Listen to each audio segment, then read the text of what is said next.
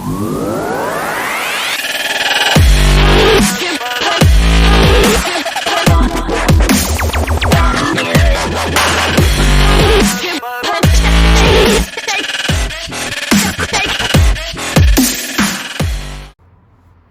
back.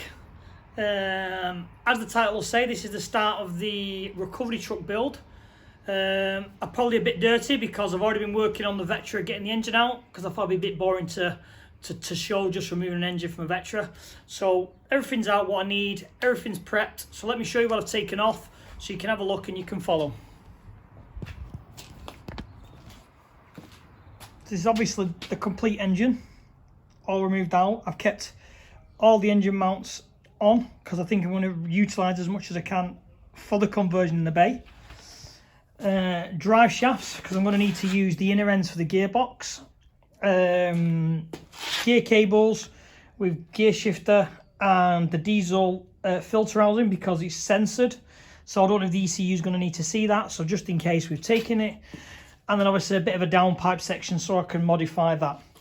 And then also, so you can see,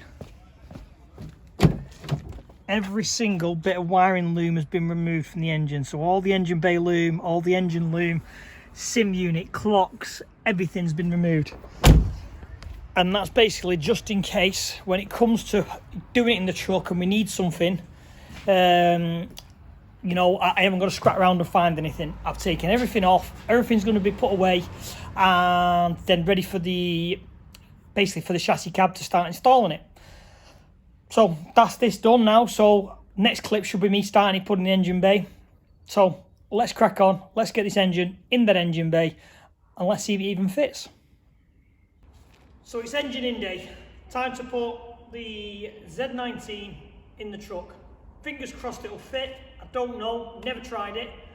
This is new. A lot of people have responded very interested in this conversion. We'll see how we get on. Fingers crossed it'll fit. Thankfully I've been able to borrow a workshop for the weekend. Big thank you to Vantech in Oldham. They're the guys who are going to help me with my recovery body as well, so they've let me use the workshop to get the engine mounted and in the truck. It's a lot easier when you've got all the equipment available to yourselves, and I'm kind of lucky to have that, you know, to have that offered to me, so we're taking full advantage of it. Let me show you what we're doing. Let me show you what equipment we've got to help this process speed up. So yeah, here we go. So obviously the Z19, the truck. Original factory mounts, we're going to try and utilise them. All the stabilisers are still on. We're going to try and utilise them and try and adapt the chassis legs to fit. But the reason when I say about having all the equipment to hand to speed jobs up, if I go in this room here, we have a full CNC press brake and a full 8-foot long guillotine, cuts up to I think 6mm. So it should make today a lot easier, a lot quicker, and the fit and finish will be a lot nicer because I can fold and cut everything very, very precise. So let's crack on. Let's get this engine in the bay. Who knows if it's going to fit? I hope to God it does, but we'll find out in the next couple of hours.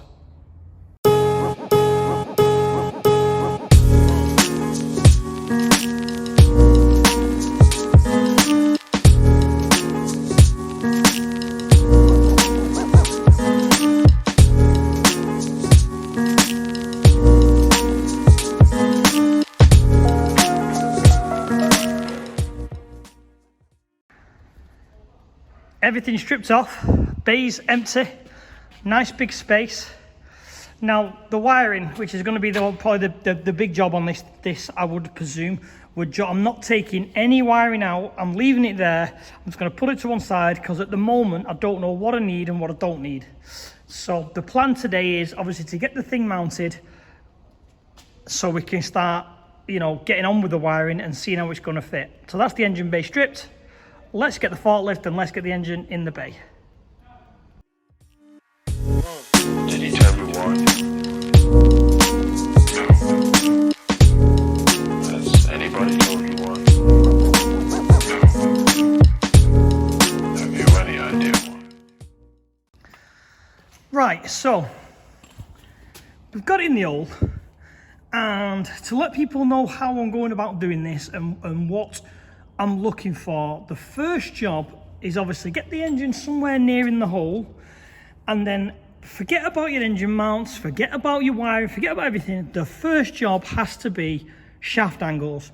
And the reason with that is this point can never change because it's part of the truck. So you always have to work with this point. So everything has to go around that. And obviously with engine mounts, your chassis legs, but they come afterwards. So with shaft angles, like you see, you can't be too steep, too narrow, too low, too all this. So you have to kind of work around that to get it somewhere where it needs to be. Right, let's show you what I'm seeing and what we're looking at. Let me get it here. Right, let's put it on its stand so we can see.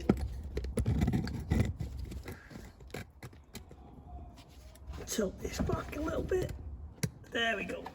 So that's what I'm seeing. What I've done is I've put a piece of metal bar in the end of the hub, so it's basically perfectly straight and no CV joints have a bit of play, and that's what you're working towards. So if you look at this, that is literally, it will not move any at all because it's straight through the hub. Now if you look, I'm probably what, an inch, 2 inches, 2 inches off center, which I'm quite happy with. I'm quite happy with the distance from there to there. I can take that up with a CV joint and it's not overly bad. Plus, with the weight of the engine going in, it'll drop the engine down, which would probably bring this more level with that anyway. It's just literally sending it back. I'm gonna look at tilting the engine back to try and drop this down a bit. That's in a second. But then I've also got to look at clearance for the drive shaft around the back of the suspension, which there is a lot. And again, mirror the other side. Let me show you that. We can see in there we go, we can just see.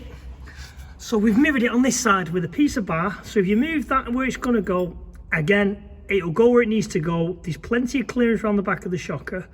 I'm just gonna try and tilt the engine downwards and back a bit, but I think this is where it's gonna stay. So we'll start working around now the engine mounts and we'll see where, I'll film all that. So we've had a bit of an adjustment. Let me turn the light on so you can see. I've had a bit of an adjustment. Now the shafts will literally point directly in. That was to tilt the engine back and drop it down a little bit. They sit literally really parallel, really straight there. Because if you look at that one, don't be wrong, it's all the way through the hub, but again, you can see it won't bend anywhere, it doesn't go anywhere, but I'm literally an inch out. So super happy with that.